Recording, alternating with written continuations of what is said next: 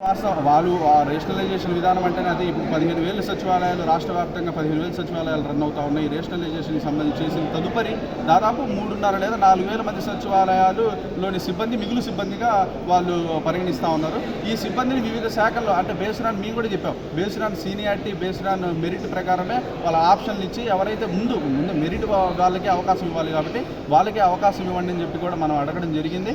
అదేవిధంగా వాళ్ళు కూడా ముందుకు వెళ్తారని చెప్పి కూడా మేము ఆశాభావం వ్యక్తం చేస్తా ఉన్నాం. ఇతర శాఖల్లో విలీనం చేసే అంశాలను మాత్రం ఖచ్చితంగా ఈ రాష్ట్ర ప్రభుత్వం పరిశీలిస్తుంది. గత వారం రోజుల నుంచి కూడా ఈ రాష్ట్ర ప్రభుత్వం చూస్తున్న ప్రయోగాలు, ఈ రాష్ట్ర ప్రభుత్వం చేస్తున్న చకచక వేగాన్ని చూస్తే ఉద్యోగులకి ఏదో న్యాయం చేయాలన్న లక్ష్యంతోనే ముందుకు వెళ్తుందని అయితే మాకు అనిపించింది. మా సంఘానికి సరే ఒక శాఖ నుంచి వేరే శాఖ మార్చే అవకాశం లేదు, మార్చినా పర్లేదు, లేకపోతే ఆ శాఖ రెన్యువల్ మార్చితే బాగుంటుంది. ఖచ్చితంగా ఒకటి ఉన్న ఉద్యోగులందరికీ న్యాయం జరగాల. 10,000 సచివాలయాలు ఉన్నాయనుకున్నాం, సర్ప్లస్ ఒక 5,000 మంది ఉన్నారనుకున్నాం. ఆ సర్ప్లస్ 5,000 మందిని మెరిట్ బేస్లో వాళ్ళకు ఆప్షన్ ఇచ్చి వాళ్ళకు ఉన్న ఇంట్రెస్ట్ ఉన్న శాఖల్లో మార్చే విధంగా ప్లాన్ చేసి ఈ మిగిలిన ఉన్న 10,000 మందిని పూర్తి స్థాయిలో మాతృశాఖ కంట్రోల్లోకి తీసుకోవాలి. ఇక్కడ నలుగురు బాసులు ఉండడానికి వీల్లేదు.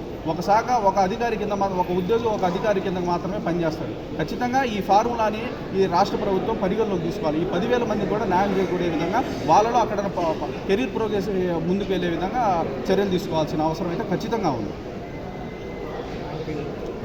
నా పేరు షేక్ అబ్దుల్ రజాక్ అండి. నేను ఆంధ్రప్రదేశ్ గ్రామ వార్డు సచివాలయ ప్రభుత్వ ఉద్యోగుల సంఘం 384/2022కి రాష్ట్ర అధ్యక్షుడిగా వ్యవహరిస్తా ఉన్నా.